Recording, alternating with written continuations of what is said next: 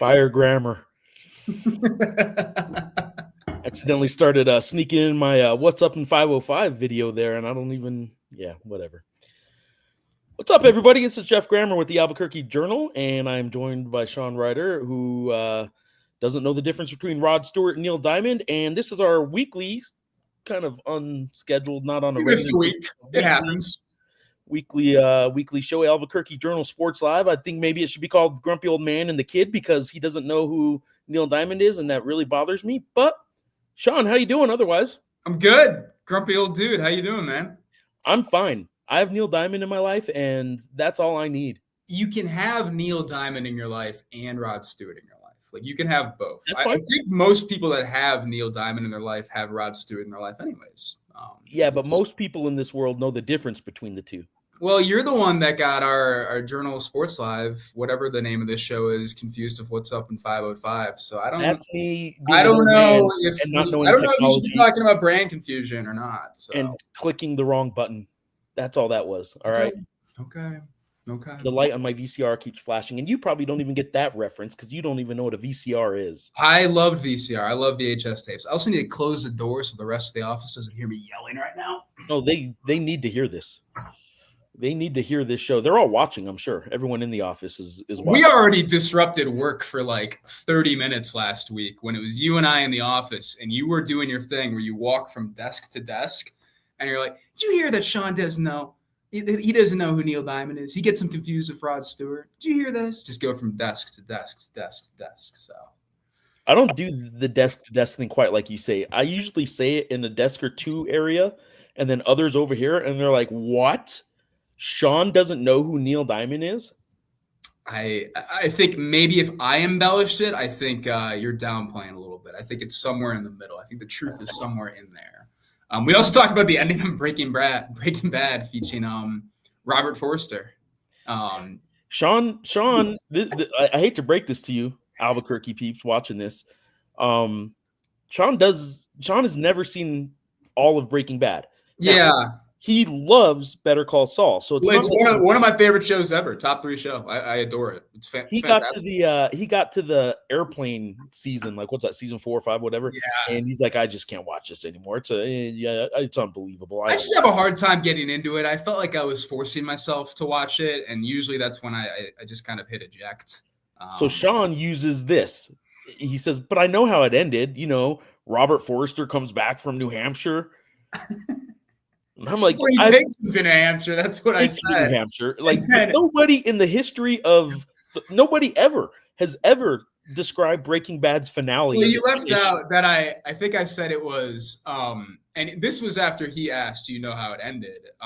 Robert Forster takes Walt to New Hampshire. Sorry to anybody who hasn't seen it or is actively watching it right now. Spoiler alert. You want to like earmuffs, but Robert Forster takes Walt to what's he like, the fixer or whatever, takes him to New Hampshire, and then Walt comes back and machine gun and great scene. Robert Forster's a great character, but nobody describes the end. Rest in peace, Robert Forster. Nobody describes the end of Breaking Bad as, when Robert Forster takes Walter White to New Hampshire. It's just the thing that stands out to me the most. First the blueberries and the grapes. Then you haven't seen the end of Breaking Bad. And then when I tell you that me and my wife watched Song Sung Blue, you're like, oh, is that the Rod Stewart flick? And I said, no, it's Neil Diamond. He's like, oh, did he sing Do I Make You, or am I sex? Do you think I'm sexy? I feel really bad for like all the San Diego State and North Texas like comms people that were in the press box listening to us, like trying to work. And they're like, what the hell are these two yelling about? Like, we're standing in the front row of the press box just yelling, Richie, let's go. Let's talk some Lobo. There we go. I like this one a lot better. In grammar. Yeah. Wow. Never heard that one before. I think it was just checkers. I think we're Kingham. I think we're just playing checkers. Have you ever played checkers? Yeah. Okay. Cracker, dude, I used to grind checkers at Cracker Barrel. Come on, man. There we go. Yeah, all right. We are in the midst of we're at the halfway point of Lobo basketball season. We're also in obviously always seems to be something going on in Lobo football. Let's start with a little bit of the Lobo football update, just since we do have a recent hire. I will also point out that Jason Eck was down in Las Cruces and posting the ever sort of rage bait type video for New Mexico State fans when you're in Las Cruces and says everyone's a Lobo, even here in Las Cruces. I'm sure a lot of Aggie fans didn't like that, but he did have lunch at Andale's, and that's good. Somebody should correct his pronunciation of Andale's, but it is Andale's, and it is a fantastic restaurant. And props to him for eating there. There you go. What do you got? Yeah, the effort that he put in to go to Andale's, I think, makes up for the mispronunciation. Do you know what a pog is? I don't know what a POG is. I don't know what a POG is. Pogs. What is that? I'll pull up an image and show it to you here later in the show. Okay. It's suitable for work. It's just to be clear. Eddie Brock's also in on YouTube. Unpopular opinion. I saw 2 episodes of Breaking Bad. Did not care for it. Eddie Dark Winds, on the other hand, great show. So I like the first 2 seasons of Breaking Bad. I enjoyed them a lot. Who gets into Breaking Bad 2 seasons worth and then season 3? I don't know. Like whatever. That's when I started to lose interest a bit. I have not seen Dark Winds, Eddie. I've heard good things though. Yeah, I've heard good things. My light is, speaking of like dark, my light is kind of weird right now. So my parents used to call me son because I'm so bright. Wow. I don't know how to fix this. We're off to a heck of a start today. John Romero's in on YouTube. Gigi and Sean, any possibility of me being your volunteer personal assistant during home games? I'm 40 years old, Sandia Lab retiree, a 40-year Sandia Lab retiree, not a 40-year-old retiree, 40-year Sandia Lab retiree who supported the Roundup in college days. There we go. Yeah, I love that. Roundup shout out. I like it. I have a friend from back home that volunteered to be the personal assistant, so I can take him and you can take John Romero. There we go. So we're good. Jason's in. Any update on if Berryman has been in Santa Fe? When we could hear from the state of Phase 1 funding of the stadium. Yeah, I'll check in with Ryan today. I don't anticipate anything this week and possibly not even all of next week. It is a short session, so it's not going to be much longer than that. But I have a feeling this will be pushed back towards the very back end of it. It's a pretty big ask.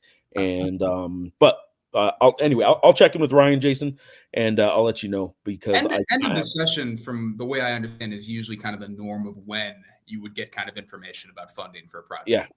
Yeah. It's a lot. I mean, they're busy as heck throughout the entire session, doing stuff. But it's right at the end that there's a flurry of yes or no's, basically. Yes. Who's going to support or who's not.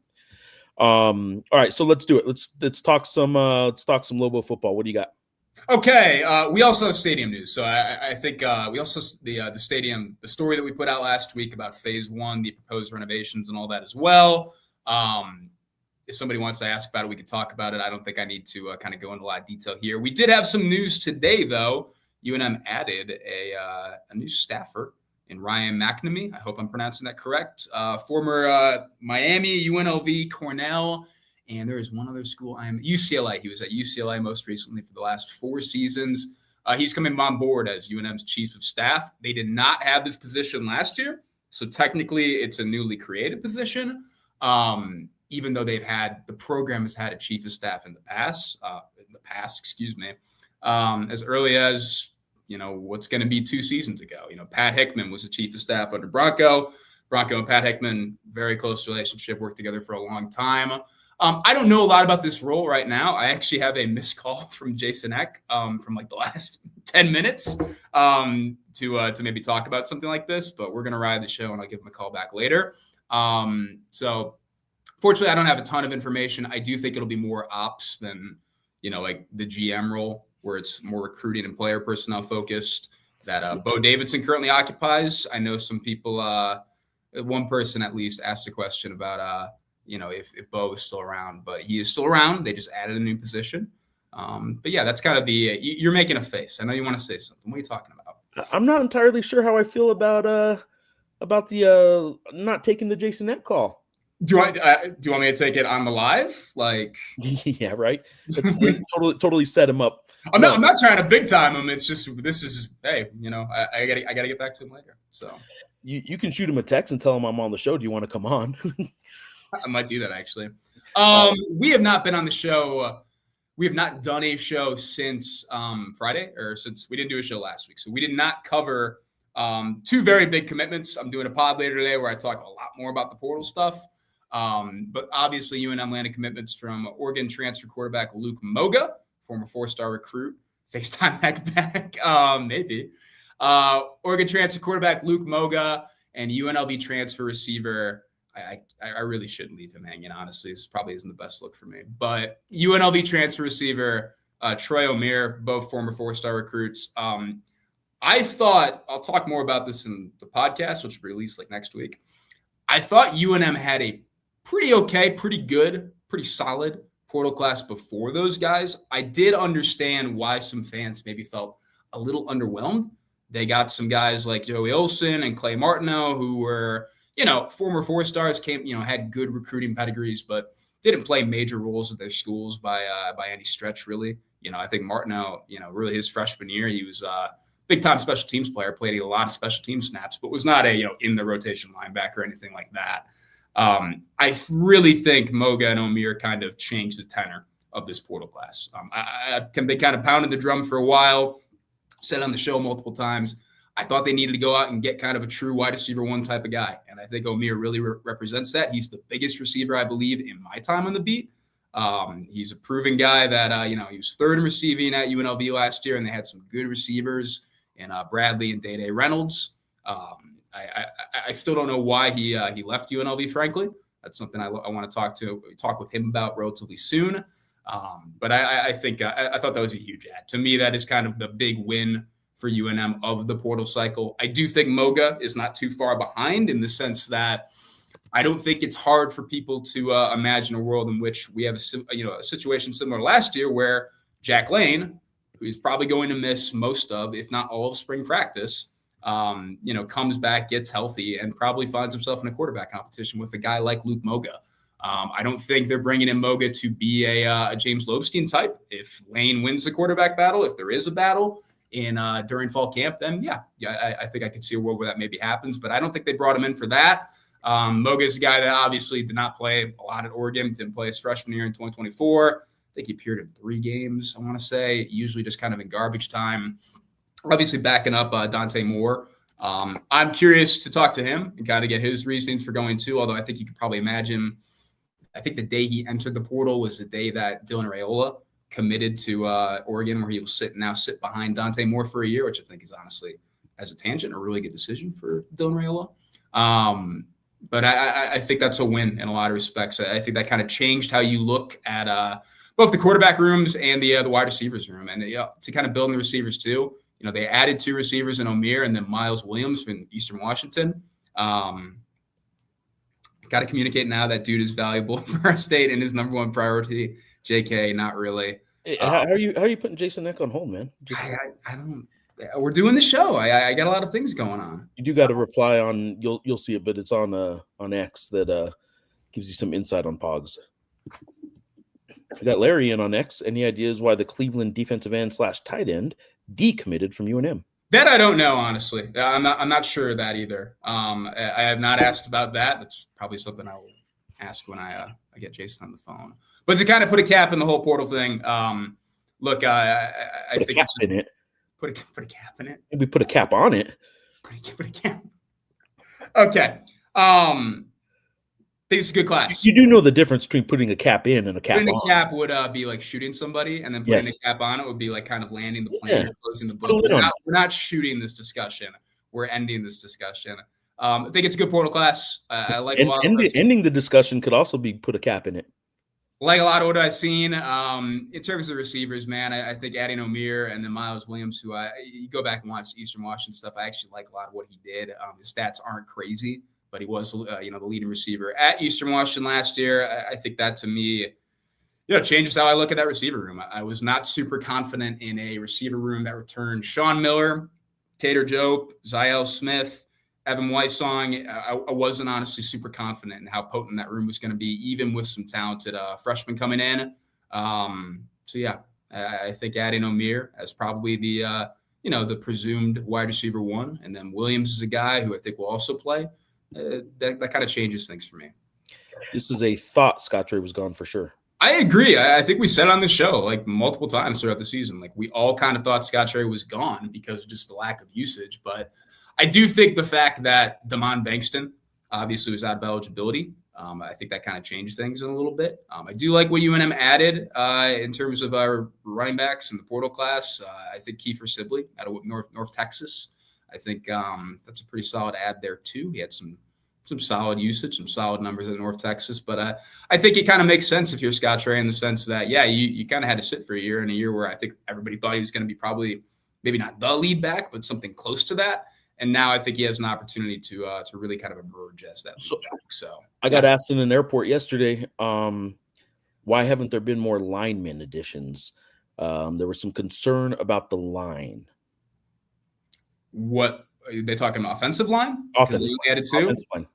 I think some of that, in the sense that they didn't need to go out and get like a ton of offensive linemen. They just needed to get guys that had tackle size. They have a good core of the offensive line right now. Okay. In terms of like the interior. You have Caden Robnett coming back, who I thought was great last year. You have Malik Elaine, who I thought was good last year. He's coming back. Jamar Tassi, who started as a true freshman. He's coming back. You have a good core there. Tyler Lawrence, I thought did some nice things. He's coming back. Obviously started a bunch of games too. So I didn't think offensive line was like a massive pressing need in the way that, hey, they needed just more tight ends out of sheer numbers. They only were, if they let things stand pat, they're only going to bring back 2. And that was Alden Begobovic. I think I'm pronouncing that correctly. Who didn't really play last year. Yeah, sure. Why not? And then Cade Keith, who obviously, had some really nice moments last year, scored the game-winning TD, great catch against San Diego State.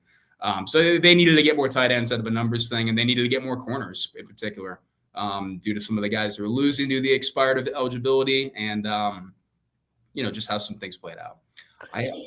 Tomato Pond's Respecter on X is saying, I also have seen that Scott Trey has not yet had one of those Real Ones posts and thought that was weird. I'm very confused by this Real Ones campaign. I do think it's weird too. I think that's a guy that you would want to market as having come back. He has not entered the portal. To everything I understand now, he is coming back. The Real Ones thing to me, I think that's something that you do like right after the season and you kind of release like everybody that's kind of coming back. But at the same time, like, are the guys on the roster, who maybe didn't play huge roles last year, but are coming back and did sign on to come back? Are they not Real Ones? I don't think it.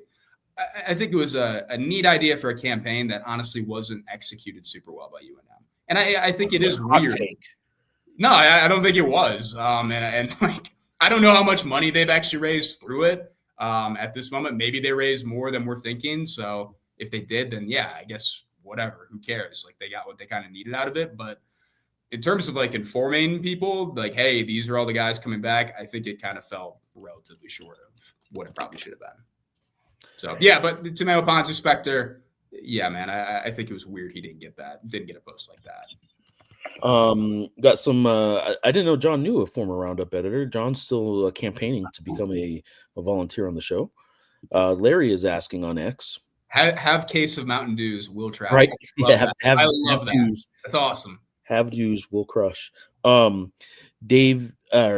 asking, did Eck view Scott Trey as underwhelming last season, or is it more of a Bankston and DJ were pleasant surprises? I don't think either were a pleasant surprise. Bankston and DJ got a lot of run during spring practice and fall camp.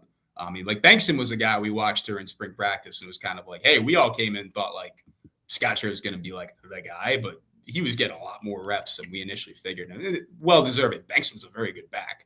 But what he kind of said during the season was not viewing him as underwhelming. More so, really the thing was that he kind of said was that Bankston's making the most of his opportunities. And when it is kind of like early in games and they're trying to get a feel for who's going to kind of have the hot hand and all that and who's kind of making the most of the reps, that was usually Damon Bankston, who ended up doing really nice stuff, obviously down the stretch. So I don't think it was them doing him as underwhelming. I don't think he was in the doghouse at any point. I'm inclined to believe he probably was a little bit frustrated in the sense that he never said it to us, but yeah, like you're coming in and you probably expect to get way more run than he did. But I don't think it was him viewing Scott Trey as underwhelming. I think it was more of Bankston and DJ who ended up doing really nice things. Elijah Richards decommitting from UNM, somewhat surprising. This was referenced earlier. Yeah, I think that is surprising too. Darren Agu. Agoo. I don't know. I have not heard anything in terms of, oh man, he's going to be out for the spring or anything like that. So I can't speak to that right now without really knowing. But And this is in he was reference coming to back. He was one of the real ones. So take yeah, that. and this is in reference to him being injured in the Rate Bowl. Exactly. Yeah. So I don't know, but he is coming back, and they're going to need him.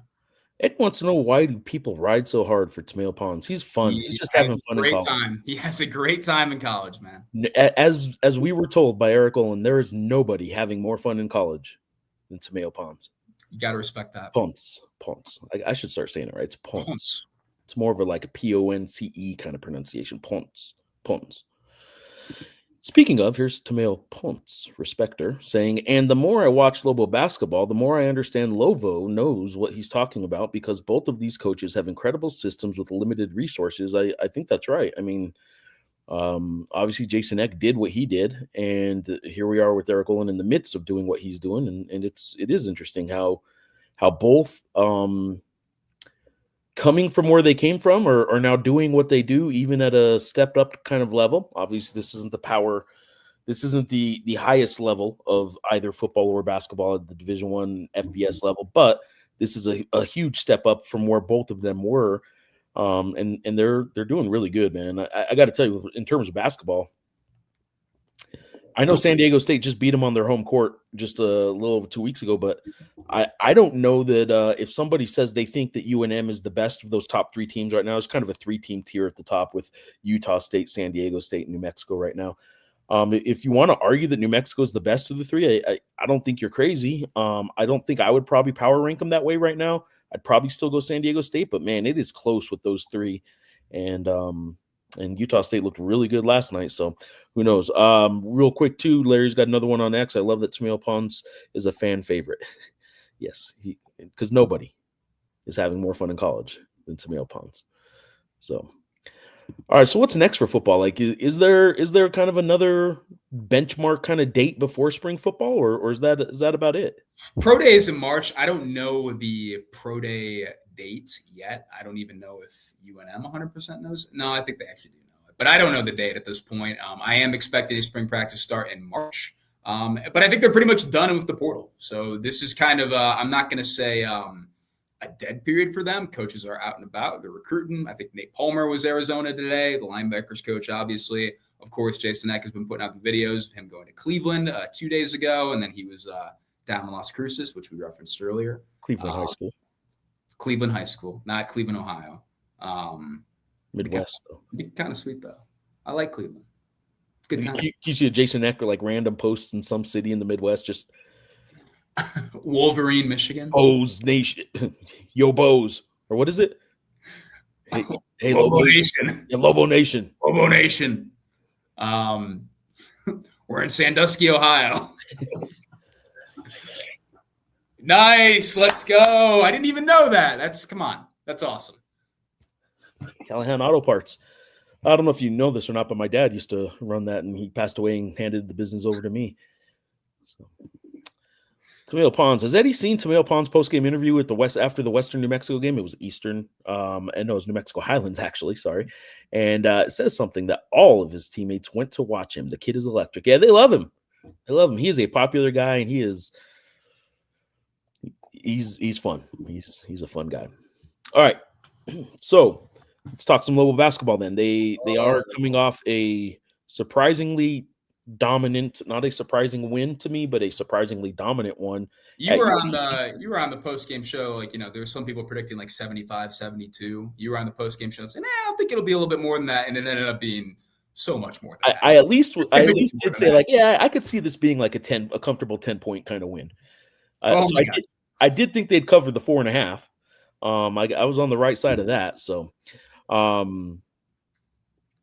this is I like this question, Larry.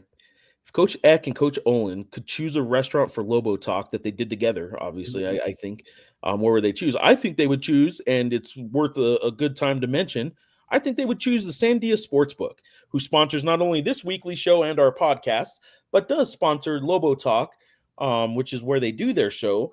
And so I'm going to say Sandia Sportsbook. It's a great place to eat. since this is a restaurant question, but you could also do so much more. I don't have the talking points in front of me, but yeah, good. Sandia Sportsbook sponsors this show, so I'm going to say Sandia Sportsbook. But Larry, that's a good question. If those two could do a live show at a restaurant, I'm gonna pin them down to it. I did ask Eric Olin today in one of my one of the great, I always ask the toughest, hardest hitting questions that people love in the YouTube comments. I did ask in a press conference today because I'm going to do a story on there in college basketball. Little known fact about college basketball: all these teams are like candy junkies during games. And Ellis Dawson, a former UNM manager, it now works for Team USA basketball and has for about 15, 20 years now. He's a legend. He's from Albuquerque. Ellis Dawson was on the Today Show the last summer Olympics when LeBron and Steph and the Team USA won, and then they beat Wemby in France for the gold medal. Anyway, there was a point in one of the games where like they were looking for the candy, and he brought out the candy, and they called him the Candy Man. Former Lobo Ellis Dawson, who is a team manager essentially for Team USA basketball now and was a team manager for the Lobos, was in charge of the candy. Well, in college basketball, every team has a little box of candy right by where the coaches are walking around right at the end of the bench. A lot of them loaded up with stuff like sometimes cough drops because coaches are yelling so much. A lot of mints, some bad breath kind of builds up during a game sometimes. And sometimes there's candy too.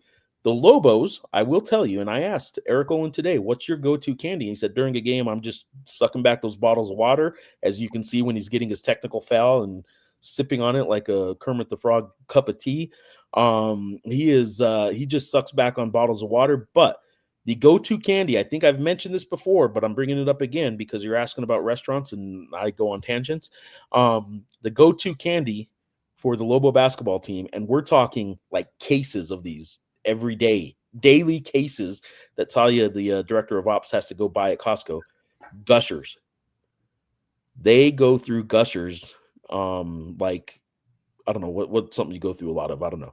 They go through a lot of Gushers. And he even said to Javis Miller, eats an unhealthy amount of them, and he eats them for breakfast. And it's probably a problem they should address at some point. You want to hear something crazy? Yes. Not crazy. You've never had a Gusher. Never had a Gusher. Never had a Gusher. I have, but that's only because I've never bought a Gusher, but the only reason I've had it is because I get to enforce the dad tax on Halloween candy, and I get to basically steal all my kids' candy. And I've tried a Gusher then. Yeah, it's all right.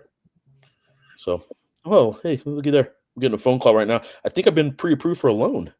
Yo, congrats, Grammer. I know you were waiting on that, man. Yeah, well, they just need to talk to me, finalize the paperwork, and dude, by all means, take the call. It's huge. Yeah, there are some calls worth stopping the show for, and this is one of them. Solid Tommy Boy reference. I appreciate that. Great movie. It wasn't just a verbal reference in case you weren't watching, but just to remind everybody. I can't even see over my own. There we go. Callahan Auto Parts. Oh, let's jump to this one first. Olin would choose Flying Star, and Eck would choose Hooters. What's I don't know. I mean, I get where you're going here. Patio? What's the Hooters, like the outdoor patio? It's like right near where you live, right? Like near Del Norte? Yeah, there's one near San Mateo in Montgomery. Mm-hmm. It's kind of behind the Walgreens in that Montgomery shopping plaza. Haven't been, but I've heard great things. Also, Twin Peaks, apparently. Twin Peaks. That's going to be in trouble. Chapter 11? Could be. Is that what the story was today? Yeah, Chapter 11 bankruptcy. I thought it was yesterday, but yeah, it could be. Anyways, back to He's like UNM is best coached team in the league. Maybe not the most talent, but best coached. And yeah, I mean, I'm telling you, man, everywhere I go, people ask me about Eric Olin and just, what he's doing. And people are floored by what he's doing right now. And they're floored that he's putting up with your questions in the press conference. I mean, he just puts up he's doing that. And I dominate the press conference and ask questions. Man, how does he put up with you, man? Yeah. And yeah. So anyway, yeah, are they the best coach team? Look, there's a lot of ways to evaluate all that. Part of coaching is recruiting and all that. So if you want to say he doesn't have the most talent, sometimes that's worth pointing out that is part of coaching too in college basketball. But what I would tell you in the recruiting part, and Larry, who's watching, I know is very critical of the recruiting. I don't know that a guy better recruited for his system than Eric Olin has done. And there are some guys in this league that recruit talent and then try and fit that talent into a system. Whereas Eric Olin, because he had a blank slate or whatever it was, he fit pieces exactly into what he wanted them to do. And he had the rotations in mind when he recruited all these guys. So while there is a question of talent, maybe, as your comment points out, and you're not the only one. I mean, it's a fair question about just raw basketball talent compared to some other teams in the league. I would say that he recruited exactly what he wanted, and he's now it's starting to show that he's getting out of them exactly what he wanted. Ben's got a question here about a trap game possibility with San Jose State. Don't like to bring that stuff up, but ...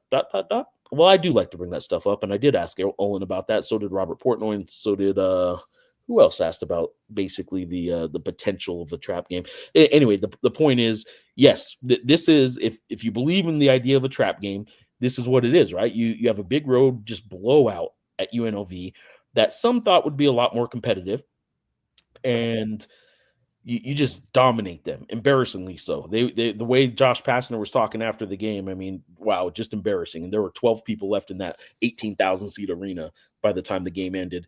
And then next week you have Utah State and Boise State in the pit.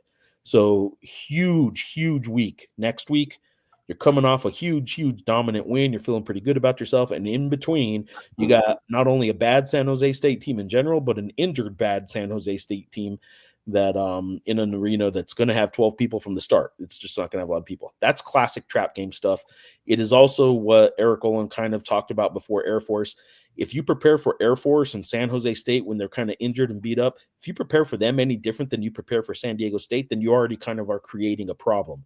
You can't call games big games and then call other games, well, no, they're all big, but when it is San Diego State, say, yeah, but we get this as bigger. No, you always treat them the same. You can't kind of play around in your own mind with talking about games being bigger than other ones, because then it messes with your preparation. That is their approach. They're going to prepare for being as good as they can against the team that they are playing for 40 minutes.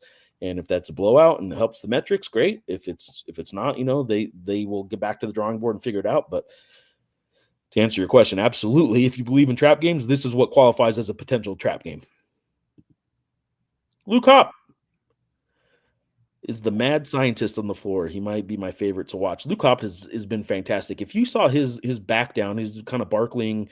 The guy from New Zealand that played professionally in New Zealand, that I can't think of his name now for UNLV, but anyway, he was backing him down into the post and then just did a spin move, and it was like disrespectful how embarrassed that guy should have been for defending against Luke Hopp, who doesn't get a lot of credit for his athleticism and all that, but like, man, Luke Hopp has been playing fantastic, which kind of then begs the question. Chris Howell, I will update as best I can. They still don't have a timetable. That's what's frustrating about the Chris Howell oblique injury, is that there's no timetable. So people keep asking about it. He is still planning and anticipating to come back. They just don't have a timetable. I don't think it'll be next week, but man, they could use him. When he does come back, there's going to be a good problem to have for Eric Olin. And what do you do with with Chris Howell and Luke Hopp's minutes? Because Luke Hopp has been tremendous in his absence. So now look what we got here.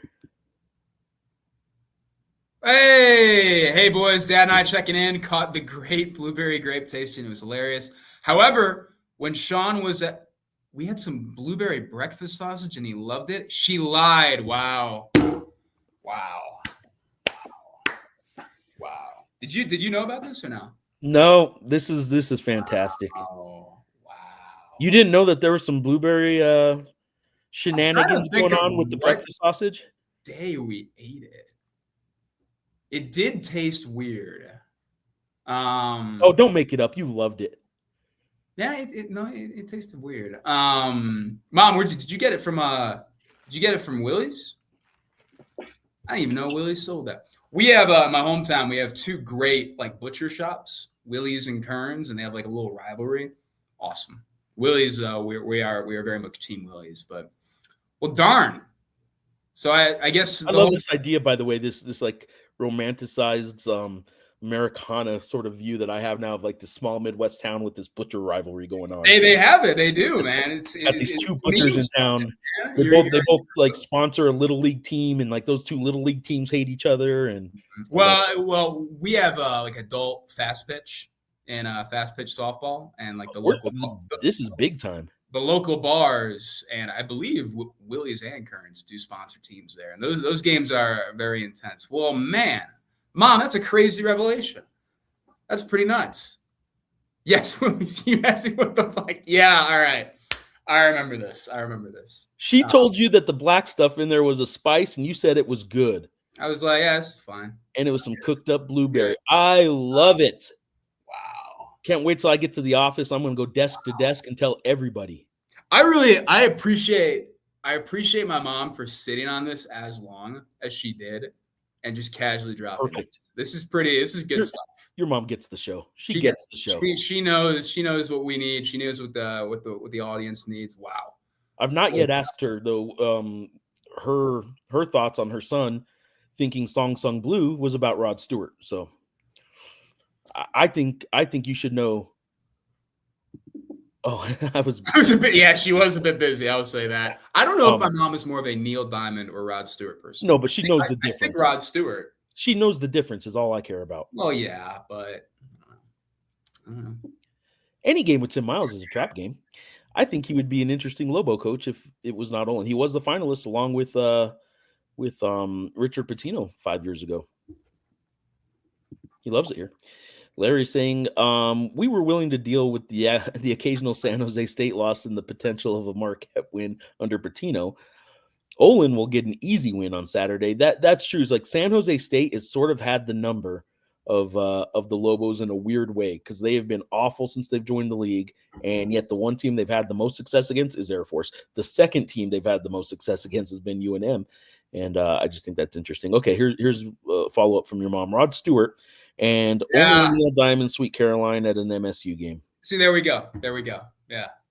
I don't know what that proves, but I'm just gonna say there we go. Like it proves something. There you go. I would say though, to go back to that last comment, I watched this team compared to I'm not around the team on a daily basis. I watched this team compared to Pitino teams. I don't really worry about trap games the way they play. Yeah, so what I've said about this team compared to Pitino's is there's an emotional difference between the two. Yeah. Especially when Jalen House was here, but even Donovan Dent and stuff, like the emotions could get so high and so exciting, and there'd be dunks and there'd be runs and there'd be looking at the crowd and doing this. This team doesn't do any of that, so they follow the old coaching cliche of never get too high, but also never get too low. And it's the never get too low part that like prevents them from ever having a 15-0 run against them or just getting really blown out. They had a horrible half against Nebraska. Even that game, they brought back to 4 points, a Nebraska team that just lost for the first time the other night. And that was a 4-point game in the second half after the worst half of basketball I think I've ever seen to open that game. You know, they lost at New Mexico State. It was a 2-point game with 64 seconds left in the game. I don't know what's going on with New Mexico State. That's another show. But I think the old coaching cliche of like, don't get too high and don't get too low kind of fits between the Pitino teams where you had players with so much emotion that could get ride high and it was great, but they could also kind of get low and get in their own head for a couple possessions. If you get a block dunked or the referee gets in your head and makes a call that you don't like and you're complaining too much to the refs. Remember, Donovan Dent and Jalen House were both big-time referee complainers. And you don't have nearly as much of that. So, yeah, the high and low thing, I think, is what I'm starting to see with this team is you're saying you don't worry about a trap game, Sean. I agree with you because I just don't think they even think in terms of like getting up or getting down for a game. I think they just keep doing what they do.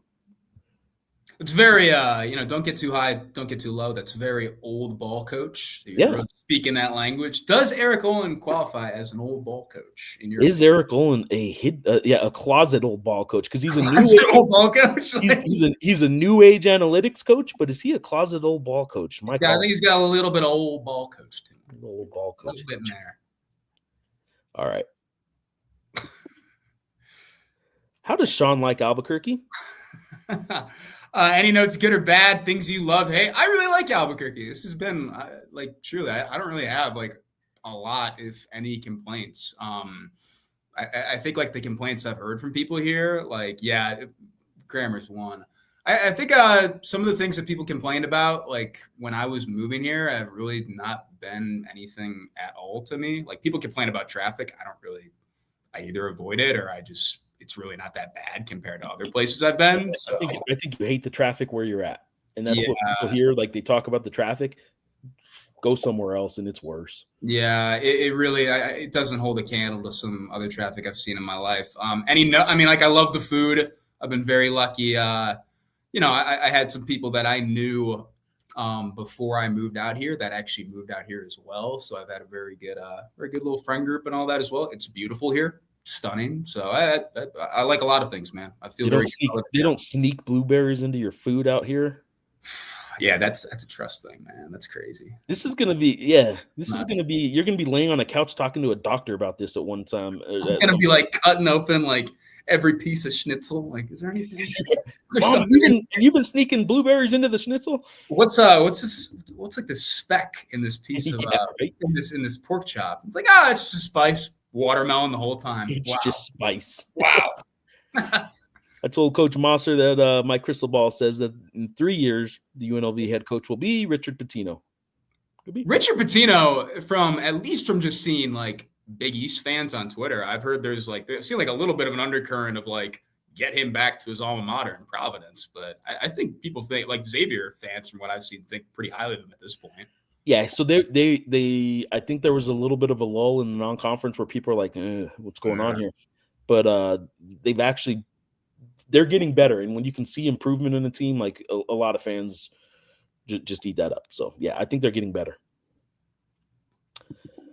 All right, we got Timothy in on YouTube. I'm trying to get you to respond to this on some of the other shows you appear on. Has Olin thought about playing Rock and Thomas at the same time? I have seen that comment on here. I don't remember seeing your name on here, but if that's you, yes. No, there's not a whole lot of thought of it. He absolutely loves JT Rock, but JT Rock's a 5, and Tomislav doesn't really practice anywhere but the 5. The way the offense goes is, I mean, you would have to, if you're going to move Tomislav over to the 4. I guess you could go maybe a Dayton Uriah Jake combination of the 1, 2, 3, but basically it's a 4 guard offense. Sometimes it's a 5 guard offense, but it's a 4 guard offense. It's not really, this offense is not built in terms of 2 big men, and that's just sort of where we're at. I think people see Antonio Chol and assume it's a more traditional offense because he's 6'9", but also they also then get frustrated that he never goes inside and never plays inside. He's knocking over drinks here now. That he faces the basket and plays outside. It's because he's a guard. Antonio Cho is a 6'9" guard in this offense.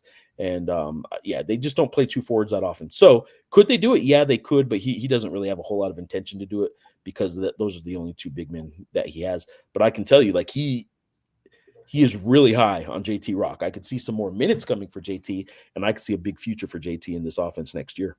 And frankly, that's partly because we don't know if Tomislav Buljan will be back next year. He was only granted 1 year of eligibility. They think they can get another one, but will it be at UNM if he does get another one? I mean, he can go make an awful lot of money, probably. So, Chris Howell oblique long-term injury is perplexing. Perhaps my first assignment for GG will be some investigative homework. Larry Barker School of Journalism. Yeah. Not the biggest Larry Barker fan, but I have witnessed firsthand, personally, in a courthouse, him chasing a judge into a women's bathroom and then banging at the door, saying, "I'm waiting for you." There is a line. Persistence. The camera chasing him, and don't get me wrong. He had a camera to make sure to film it all so he could put it on the air.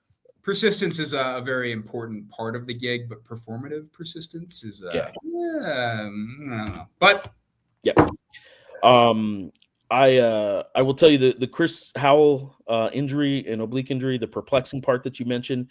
I will just tell you that I think the perplexing part comes from there's no timetable for the injury. And so we're just sort of waiting and waiting and waiting. Again, an ankle sprain, 3 to 4 weeks. Okay, well, how's he doing? It's been 3 weeks. Well, we just don't have that. So I agree with you. There's confusion about it. All right. Are you picking up college football 27, Sean? Or do you even play football games? I don't have a console, and I've never owned a console in the sense of owning an Xbox or a PlayStation. I have thought about it a couple times out here. I have been over to a couple of my buddies, and I have always been like, let's play college football. Like, let's get into this or CFB or whatever. And I do like playing it. I'm absolutely terrible, but I don't know. I've thought about buying a console, but I have a good little routine right now. So if I did get a console, though, I tell you what, I'd probably play a lot of CFB. But the game I'd probably play the most is the show. I absolutely love playing the show. PGA is up there too, but the show is one of my all-time favorite, probably maybe my all-time favorite game. I just love playing it. So there you go. I got this game on my phone right now. You like have to like take screws out of like buildings and then they fall apart as you take the screw out. Tiki Taki Taco is telling us that we ride for Susie in this chat. You're damn right. That's crazy. I can't believe she just dropped that on. I can't believe that. That's like stunning. Unbelievable. BTR14MH is saying the Howell injury is very puzzling now. He needs to return or cut him loose. They're not cutting anybody loose. I don't know. I mean, his brother's a coach on the team. He's a future coach, probably on this team. He'll coach for Olin one day. I like the idea of Olin just giving him the ultimatum, like, "Hey, look, it's January 29th. You better get healthy fast." Yeah, forget this oblique injury that's had you out since mid-December. Yeah, I mean, I know you're just kidding with the cut the loose thing, but yeah, like I don't know what to tell you guys. Like he has an injury. Maybe it would have been better if they just would have said it's going to be a long time. And I think everybody kind of thinks it's something that he was going to come back from quickly. I did. I know I did at first. So, yeah, I get the confusion, but it's not. I mean, they're not mad at him. He's helping. He's like a coach, an extra coach now. He helps on the bench all the time. You can watch him calling out plays and helping players all the time. The injury report. Just to add, the injury reports in this league are great. I'm a fan of them for basketball and football and all that as well. The injury reports are good, but they don't answer situations like this. No. They don't. And to be clear, like as you've kind of said, like there's uncertainty about the timetable, so there's only so much of an answer you can get. But I think people did kind of think like, oh, the injury reports will solve everything, and they really don't. Yeah. In fact, so there was some confusion that UNM had. UNM was following the rules on the injury report. I finally asked the league, hey, why are there redshirt players and other teams that aren't being listed? Because UNM's under the impression you have to list every player who could play, and you could lift a redshirt at any point of the season. And that is what the letter of the law said. So UNM was doing it right, but they were the only team listing their redshirt players. So every injury report had like 4 guys listed, and 2 of them were redshirting. So finally, the league told every team, you do not have to include redshirting players. So if they're redshirting, you don't have to list them anymore. And that's why you don't see Samarius Jones or Kalai Patton, rather, on the list anymore. You just see the Kevin Patton, Chris Howe stuff. So, all right. I think the team has more alleys to win than past Lobo teams did, and even think they are the deepest team in the league. I watched Utah State. Seems like they are cutting down their bench the later it gets. Yeah, I do think Utah State's cutting down a little bit.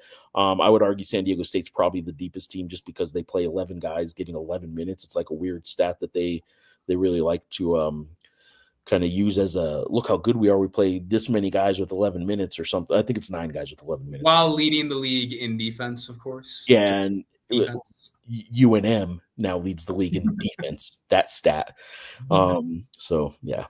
But yes, UNM's depth is interesting because the way he uses it, right? So we did talk about JT Rock earlier in the show. If they had one more big man, then maybe JT Rock and Tomislav Bullion play together. But instead, they don't like playing them together because they only have 2 big men, really. Milos Vicentic is kind of the third big and just not the best defensive player. Richie's in on YouTube. Can y'all also bug whomever about the breakfast burrito options at the games? Sometimes a burrito hits more than a burger. I am telling you, I think if I remember, Fern talk about this on a show. Like I brought up breakfast burritos too, Fern, and I think it was because Rich. I'm realizing now it's probably because Richie mentioned it. I think at first it was like for an early starting game, like was there a noon football game or early? There was 1 p.m. games. 1 p.m. game, and they were asking people for tailgates. Well, you're right. I mean, like that's yeah. And I told him, and I think I even told Berryman, but I think I do know I told Fern, and maybe it was on a show. breakfast burritos. And he's like, yeah, that'd be great for the early games. I'm like, no, just sell breakfast burritos all day long at a game. I promise you New Mexicans would buy breakfast burritos at the pit for a night game. Like, people love breakfast burritos. Richie, I'm on it. I'm going to get to the bottom of this. I'm also going to open this next comment. Fly2 Sky 505. We won't sneak blueberries in your food, but we might sneak some green chili in. Harder to sneak green chili in. Yeah, I'm struggling to see a world in which you could really like tactfully sneak green chili into some food. But I wouldn't mind that. I love the green chili. I love the red chili. It's all great, man. I don't believe, we talked about this in the show, I don't believe in the whole green or red thing. I think some things just go better with others. So I don't think I have a clear side, but no, I had green chili, been awesome. All right, what do we got here? Do you have any opinions on, sorry, I'm putting it on the screen, on KJ Cherry playing?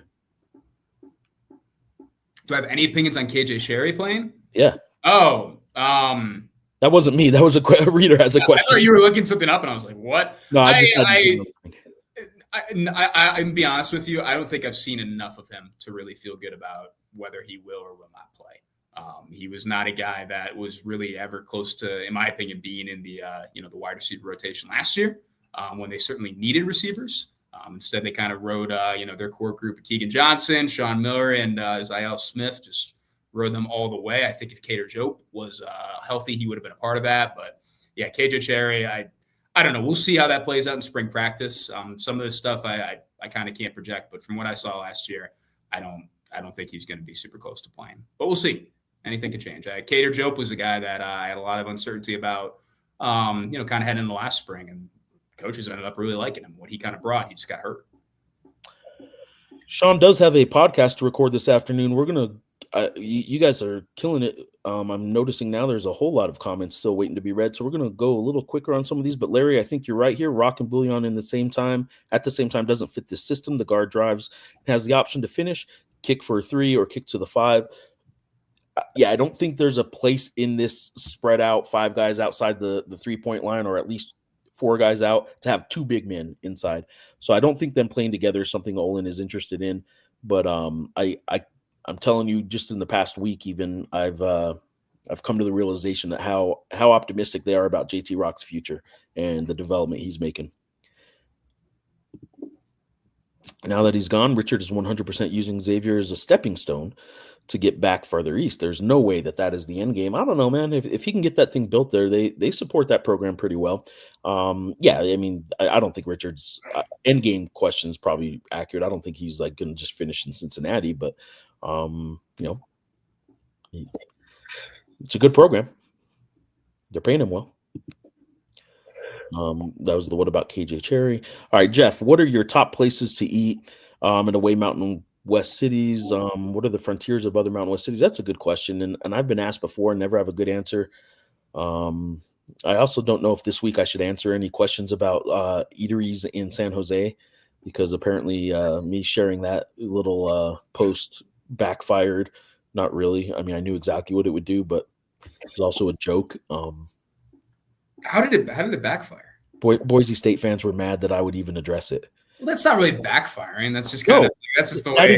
That is me poking the bear. That's exactly what you expected when you put that out into the world. That is was not the right word. Your aim. I texted that to you and I said, I just want to make sure you're aware of this. Saying. Geoff and Sean, biggest issues facing UNM athletics today. I would just say, yeah, I mean, I would just finances. Conference alignment. I don't know if right now maybe we don't say conference realignment is like the biggest issue, in the sense that it seems like things are in a pretty good place right now, but they just have to get better. They have to get better. That football facility 2030 coming. 2030 is the made up deadline that we have going on around here, and I agree with it as a pretty accurate time to get this thing rolling. If I would say this, and this conversation came up with some people in the airport yesterday too. Who are you talking with in the airport? I'll tell you after the show. Okay. If UNM, pie in the sky talk here, but if UNM kept Eric Olin and Jason Eck for a few years, right? And if by 2030 you're starting the renovation of that football facility, and Eck and Olin have things rolling in both of those major sports, if by chance you can keep them for just 2-3 years, right? I do think UNM would be in the position that Fern and others have sort of envisioned. If we are in the best position we can be in by 2030, we'll take our chances as to what the next wave of realignment is going to give for us. I agree with that. I do think also, though, that in 2030 that the Pac-12 Mountain West thing somehow is going to be either back together or something out west is going to happen that doesn't look like anything we know right now. So like I can't really articulate better than that. I just think something else is still coming that we'll be talking, like this show in 3 years isn't going to be talking about, can we get in the Pac-12 or should we stay in the Mountain West? I think there's going to be something else out there with conferences and teams out west. So, but I think the biggest issue facing them right now is if they can get through 3 years where they can ride out 2-3 years here of really good football and basketball, I think they'd be in a pretty good spot. Look, how long have you covered football now? 3? I'm going to my 4th season, so 3 years. What's the general sense when you go talk to other reporters and you're at other visiting press boxes about Lobo football right now as opposed to your first 2 years? Well, definitely. People, it all goes back to Eck. People were really impressed with Eck in the sense that even games, beat writers I didn't cover games against and all that for their respective teams that they cover. They reached out and they said they were really impressed, like, and all that as well. So I think it all goes back to Eck and the difference that he's made, obviously in the win-loss column, but also, he seems to be a guy that, I don't know if he would be a guy that's like the face of the Mountain West and all that, but certainly one of the more prominent names in the league for sure. Yeah. I don't know if he beats out Dan Mullen and all that, but certainly he's done a lot to rehabilitate. Might be too strong of a word, but he beats out Dan Mullen. Yeah, to rehabilitate the reputation of the program. I know Dan Mullen has a big name, but I've expressed my Dan Mullen thoughts to you before. I've made a comparison you don't agree with. What was your Dan Mullen comparison? Bob Davie. He was out of the game during a. Oh yeah, I don't agree. Bob Davie was out for too long. Is way Dan better Mullen than Bob Davie. Bob Davie was out for too long. Dan Mullen wasn't out for too long, but it was the time he was out was such a changing kind of era of NIL and all that stuff. He was so unable to adapt to the change. He won 10 games in his first year. He has like the top ranked portal class in the league. Yeah, although those portal class rankings, maybe got to a couple bowl games and nobody cared, even here in Albuquerque. Another show. Hello, sirs. Hey, what's up, Geoff? What's going on? Now we're providing content. I love it. Thoughts on NIL at the high school level as they have done in Michigan. My guy, Jared Ramsey, the Detroit Free Press, had the front page story on this. The MHSAA, which is basically the NMAA for Michigan, they have approved NIL at the high school level. I don't know if I have any other thoughts other than I'm very curious to see how this plays out. I don't know if it's like a rich get richer kind of thing that we kind of projected for college and NIL and all that as well. But I do think it'll be more to the advantage of some of the private schools in Michigan and all that. Your brother Rice's, your Powers Catholics, Grand Rapids West Catholic. I'm just naming Catholic schools at this point. That have been really good in football. But I'm very curious to see how it plays out. I think it'll be more to curious how they enforce some stuff of it, honestly. The MHSA is not like an awesome organization. They've had some pretty critical missteps in the last 5-10 years. So we'll see what happens. I got a little caveat to the NIL thing at the high school level that I think is going to happen across the country where this is legal in states. I think players that commit to schools will be given NIL money at the high school level to make sure they honor their commitment to the college. And when high school players can start earning money as high school players and still be eligible, I think it will funnel down from boosters at the college level to make sure you're going to Michigan, to UNM, to wherever, and to honor commitments and stuff like that. I think that's where the NIL at the high school level is gonna start showing itself is when top recruits say, yep, I'm going to Michigan, and then Ohio State's still recruiting them. Well, who pays them to honor that commitment? And then it's going to get messy because we're talking teenage kids now making deals and breaking deals and this and that. And it's going to keep getting messier, but I think it's coming. I can't imagine getting an NIL deal when I was like 15, 16. I can't imagine that. Like, good Lord, I would have been terribly irresponsible. Of course. Mountain Dews I'd be hopped up on. Oof. We're of course talking about Michigan, by the way. I don't know if you know this, Geoff. I'm from Michigan, born and raised, actually. So that's why we're talking about Michigan, actually. Interesting. Interesting. Didn't know if you knew that. JT Rock, he's been really fun to watch. He's developing nicely. I think he could be a menace next season. I'm telling you, I really like it. A lot of people like to question the athleticism on this team. JT Rock, if he didn't have the head of a 10-year-old, he is far more athletic as a 7'1" player than I think people give him credit for. He is pretty athletic. I think JT Rock has some potential to develop into something really good. We got another KJ Cherry question mark. You're a good man. I appreciate it. I think that was to what was that to? Oh, the breakfast burrito comment. Damn, breakfast burrito, yeah. Okay. I'm pro breakfast burrito. I am pro breakfast burrito. Ziploc bag has been done for hot dogs at baseball. Ziploc breakfast burrito. Bring them in. You can bring them in. Yeah. This team is really attractive to young men about to enter college, as well as those who will end up in the transfer portal. Having said that, any recruiting news, rumors, etc.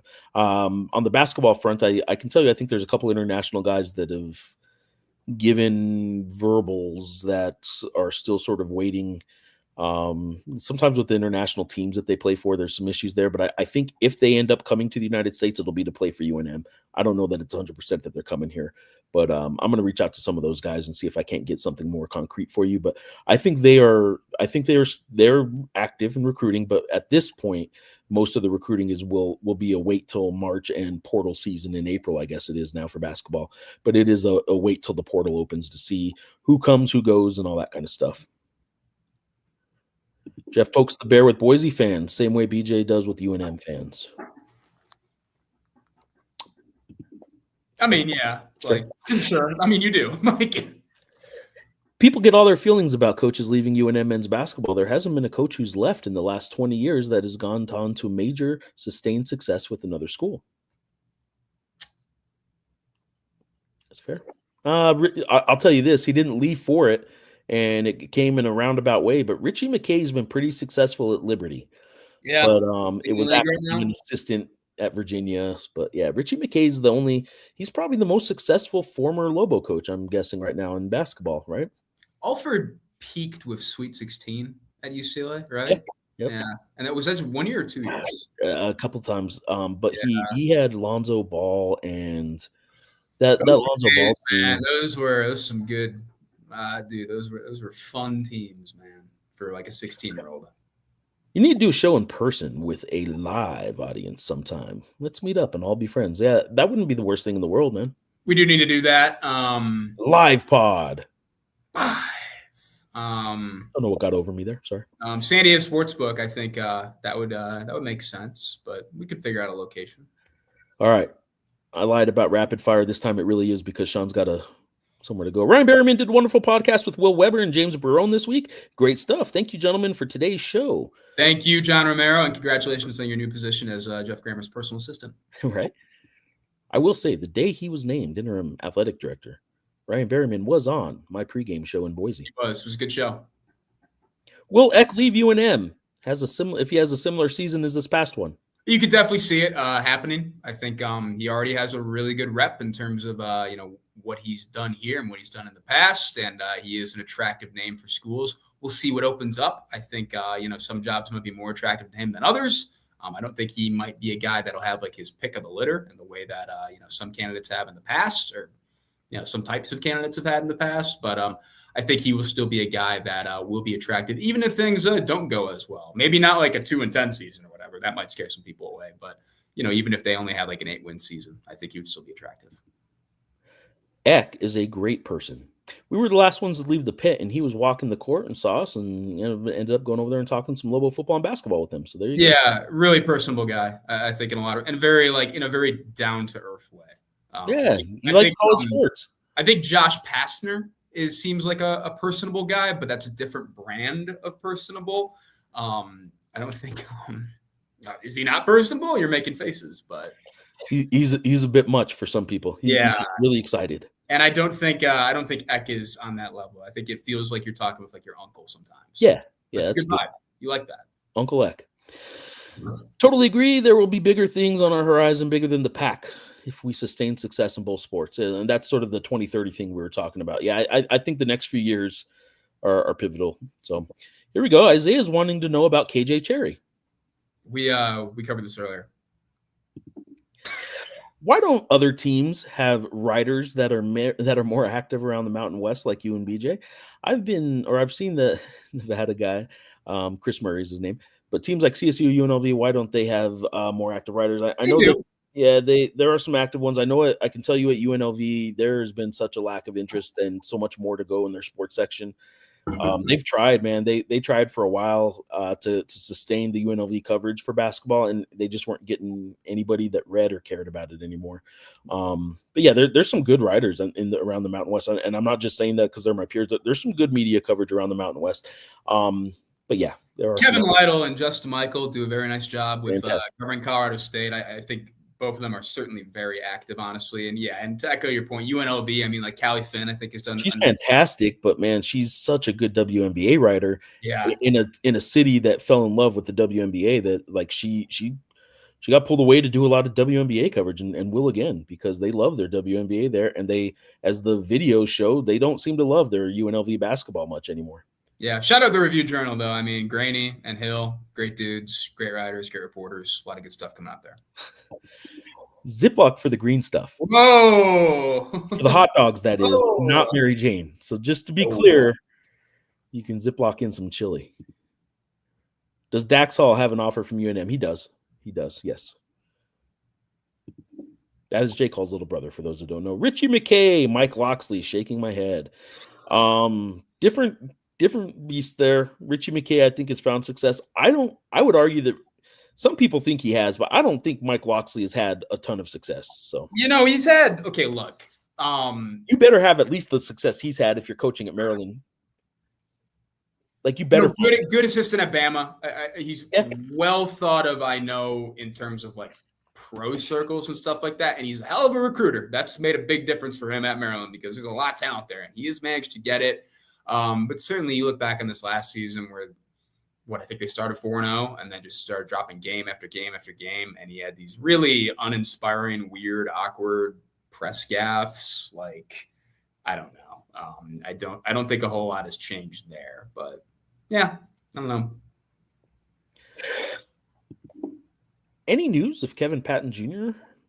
Will return this season? There's no news on that. There's no timetable for his personal matter. And is Chris Howell going to return? I believe he will. The intention is, but there's no timetable, and that's the hard part. We also got Geoff. Do you go to the Mountain West tournament? I do. I'll be there a whole week. Larry wants to know. Oh no, Larry is saying I would go to Josh Pastner if I was in the market for a used 2007 Toyota Corolla. All right. He's a good dresser. I think his suits this season have been good. Anybody trying to sell a Toyota Corolla? Larry's in the market, maybe. Mountain West Beat Writers Roundtable, Q&A for all. I will say, I don't know how much you've been in it longer. I have probably the best relationships, people in the league with Wyoming people and Colorado State people in terms of media people. Great dudes. I think there's a lot of similarities there to UNM and all that as well. So the front range friendliness with those guys. Front range friendliness, yeah. So I would say I have the best relationship with those guys, but I think a full Mountain West Beat Writers Roundtable would be very interesting. We should do it at the Mountain West tournament. Do you see Olin leaving for San Jose for the game Saturday? Yeah, they leave tomorrow afternoon around 2. They're on a charter. I mean Eric Olin's he's already getting interest nationally. So do I think Eric Olin will be here forever? Probably not. Do I think he'll be here next year? I would lean towards probably so. But yeah, I mean, we'll see. I certainly don't pretend to know any of these guys well enough to know if they are willing to stay for $1 million and turn down $4 million. That was essentially the Richard Pitino scenario. They could have got him to 2, but not to 4, which is what he left for. So Loxley has been mediocre at Maryland. I agree. I'm not a big fan of his overall success there. I think he's done some solid stuff. I mean, but really, from my opinion, like from what I've seen, when it seems like they have some momentum, man, do they squander it quickly. And there's been some records that look good on paper, but really probably could have been a lot more. I hate to do this to you, JT. In-N-Out is my go-to at most places, so I'm going to put it on my assignment list. I don't have a where I eat in every city kind of list, and I will try and figure it out. All right, we got a new one here. Well, let's try this one from Isaiah. What about KJ Cherry? Do you see him playing at all? I'm starting to think, since these are X questions, that maybe he thinks we're not answering him because we're not replying on X, and maybe he's not watching the show. I'm not too sure. Tomeo is in. Josh Pastner breaking his face shield. That's funny. Then had to put it back on is my favorite highlight. That feels like 20 years ago, man. Josh Pastner face shield, Georgia Tech. Wow, awesome. No, I'm friends with Mark Ziegler. Kirk Kenny is a great dude. He's always answered my calls. I always chat with him on Mountain West Media Days. He's a guy that I will, frankly, a guy in terms of, not that I have like bad relationships with any other Mountain West beat writers, but he's a guy Sean's the most hated media member in the Mountain West. Probably kind of diva-like.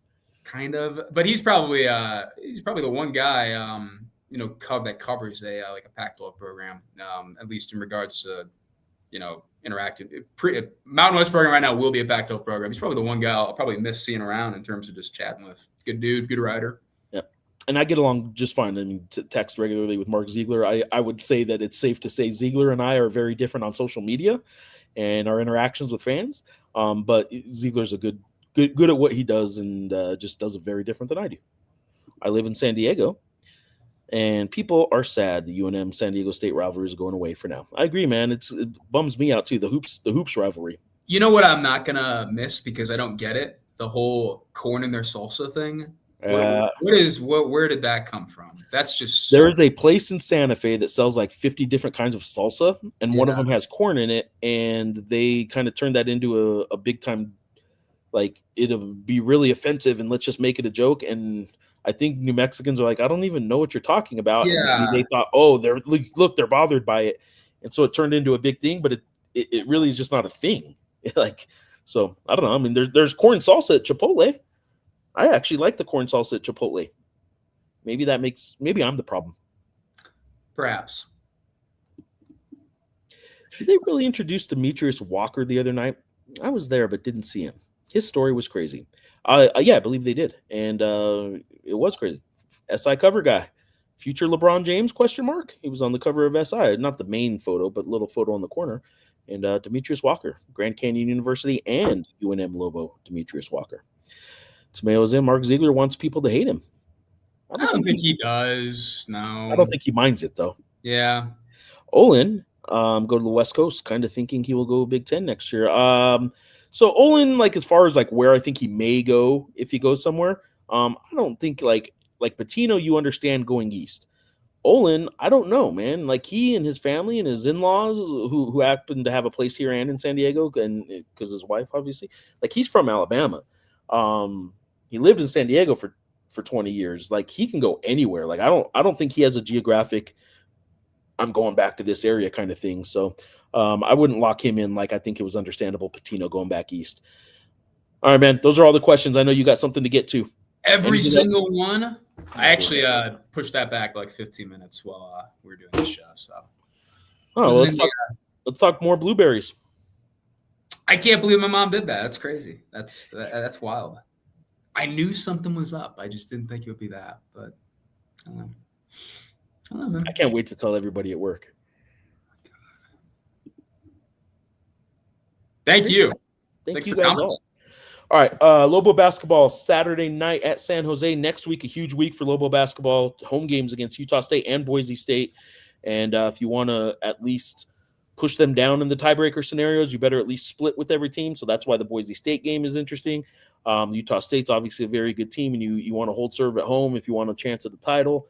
So two really big games next week. And Boise State is playing better. They've not been playing the same caliber of team, but they're playing better. And there you go. UC Davis feels like a panic ad. Yeah, they got a bunch of money. I keep getting told they got a bunch of money, but And I got to see them put it into basketball. If they're not a football member, they better start putting it into basketball so we can see what that money even means, right? I think Casey Smurfwaite, he wrote something about them relatively recently. They're a big donor. Yeah, I'm pretty sure. News on QB injured his shoulder, Jack Lane. This is when I get off this call, when I get off the show, I'm going to give Jason Eck a call, and that will actually be one of the questions I tend to ask. So I don't have anything for you right now. As of right now, though, given the severity of that injury, I'm kind of expecting him to miss most of, if not all of spring practice. We'll see what happens there, but I am that's what I'm kind of expecting at the moment. All that means is we get to hear about whoever looks good in spring at quarterback all year or all summer about the Jack Lane and quarterback X controversy. Every year I do this, I look forward more and more to covering spring practice. I absolutely love it. It is just pure get out, ball, watch guys, man. It is fun, man. I enjoy the heck out of it. All right. Ponies. I like ponies too. You ever ridden a horse? I have. Nice. Me too. It's been a long time. Same here, actually. Yeah. You know they have actually, never mind. I was a cowboy back in the day, got a little country grammar. All right, what are both of your predictions to the regular season champion? Also, what is the coins prediction? I don't know the coins prediction. Yeah, coins prediction, you got to get to. Yeah. I guess I'll go Homer, man. I kind of see regular season champion. I think New Mexico, because of their lack of getting too high or too low, I think they will they'll pull this off. But who knows, man? Remember, Saturday, one of either Utah State or San Diego State's going to have another loss on Saturday. One of them's going to have another win, but they play each other Saturday. So that is 11 a.m. our time. On Big Boy CBS. Yeah, it's on Big Boy CBS. So that'll be interesting. I think if you're a Lobo fan, you probably want San Diego State to lose because you don't want one team pulling away at the top. You'd rather it be a lot of teams with 2 losses since that's where you're at. So I think you're wanting San Diego State to go ahead and lose that game since you have Utah State next week and you could add a third loss to them. But, yeah, there you go. I'm not in the weeds as much as Grammer is, but I'll go San Diego State regular season. Why not? Yeah. See you later, fellas. See ya. See ya. For Luke Mago. Crazy, right? Unbelievable. First time they've ever awarded the Heisman after the portal closed. Pretty unreal. Interesting. He's got some fun tape. Does he? Yeah.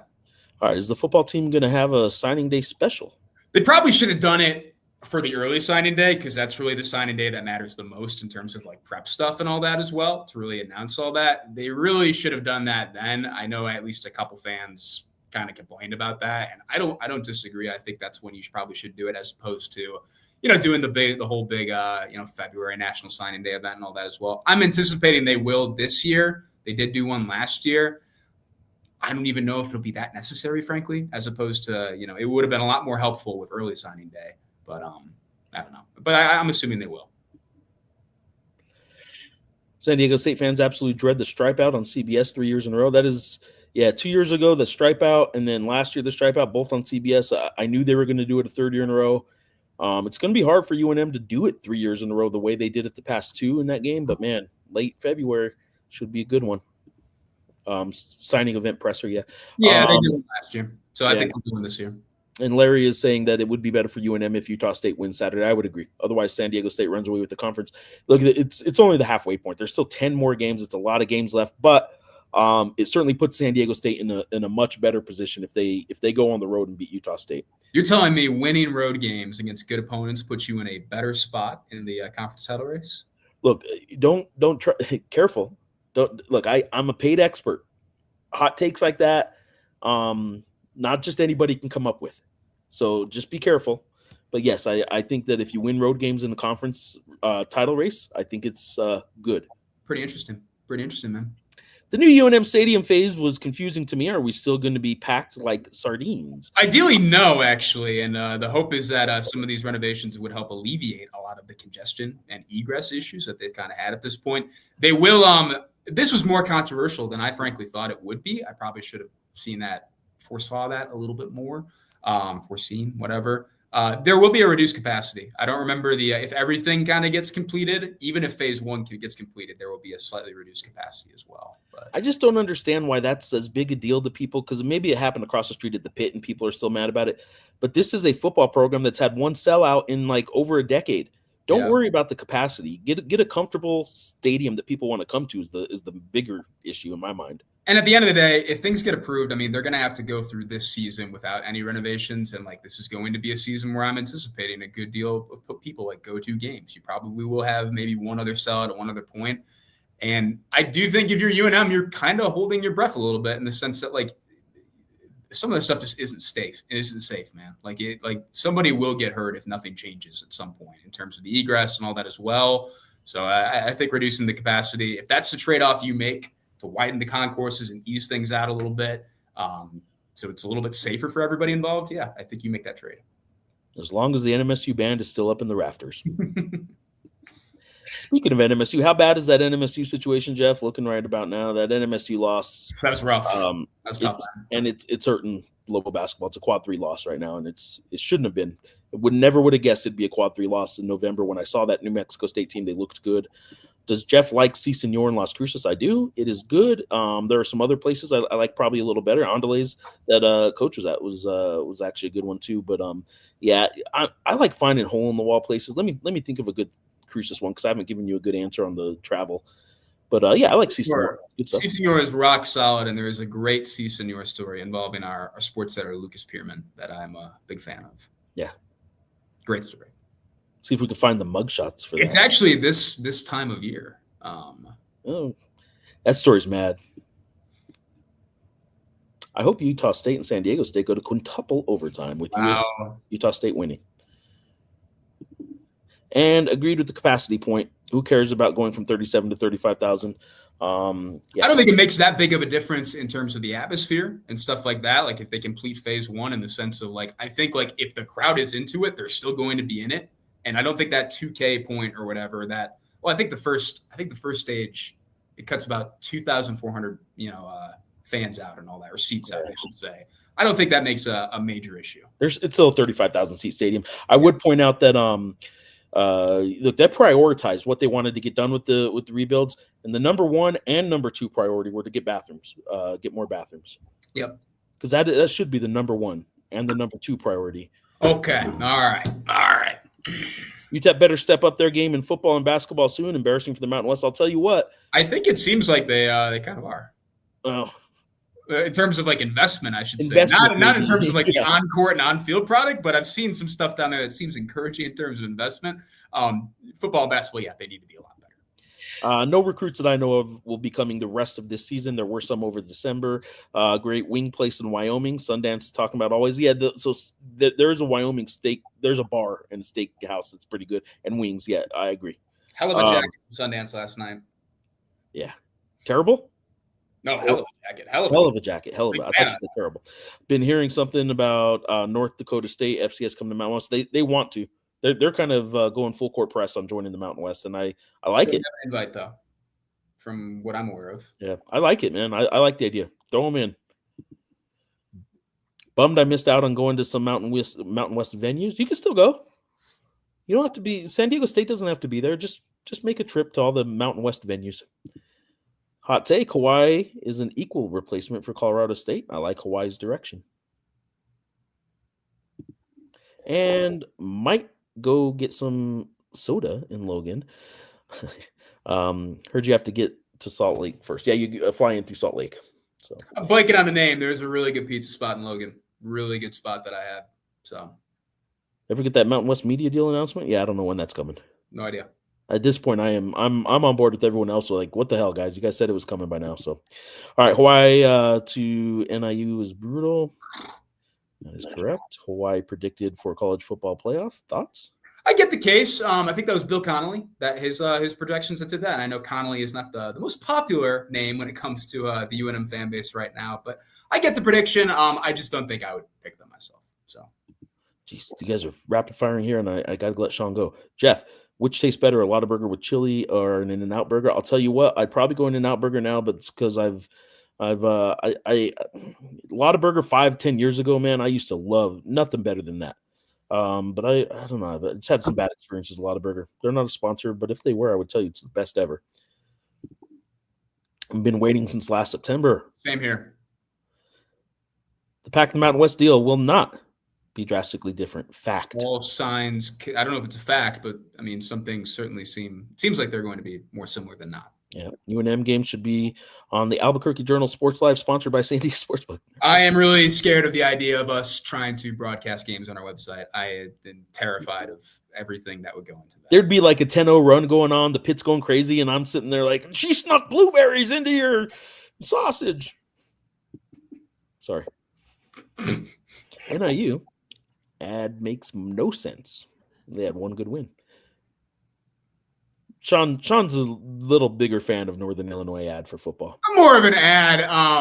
I don't think it's like, I get it. I don't think I saw it and was like, what a slam. What Toledo was one of the rumored ones. I thought Toledo would be better, frankly, in terms of what they bring, but actually they're football only. And I'm kind of thinking about it as like full athletic department right now. So I guess Northern Illinois and Toledo are a more similar ground than not, but how about the Mud Hens, the Toledo Mud Hens? Sure. Jeff talking about 10 kill shots on the stream. I will point this kill shot fact out. There's only one kill shot in that blowout on Tuesday night. UNLV had it when they went on a 13-0 run at the end. It was a 38-point lead for UNM. Tomato Ponds enters the game. 13-0 run for UNLV. So, all right, last one. Yeah. Oh. I'll go Seahawks too. I think this could be a blowout. And Miami, Ohio would have been a good addition to the Mountain West. He's saying, let me tell you, that would have been a great like town to add to the Mountain West, because you can have a whole lot of fun at Miami, Ohio, man. You can have a really freaking good time. I love you guys. And I love that we're now getting is the Mountain West a house of cards. Super Bowl predictions. Miami, Ohio. Jeff talking about kill shots. We got to go. Sean, get to your, I know you have a thing to get to. Appreciate you. Got to go. Tomato Ponds made the end of the game interesting, not in a good way. Saturday, I'll have a pregame show Saturday, San Jose State game. I have a podcast coming out in Western Michigan to the Mountain West. I don't hate it. I'm a big fan of Kalamazoo. Yeah, I'll have a podcast coming out. Some more football content this week. Other than the European players being recruited by Olin, were there other players from San Diego? There's a 4-star guy who committed to UNM. I can't keep up. David Johnson. Call Coach Eck. Okay, I will. Adios, amigos. How good the Oregon quarterback? He's good. I still have some questions, but yeah. All right. Bye, Grandma. Enjoy the blueberries, everybody.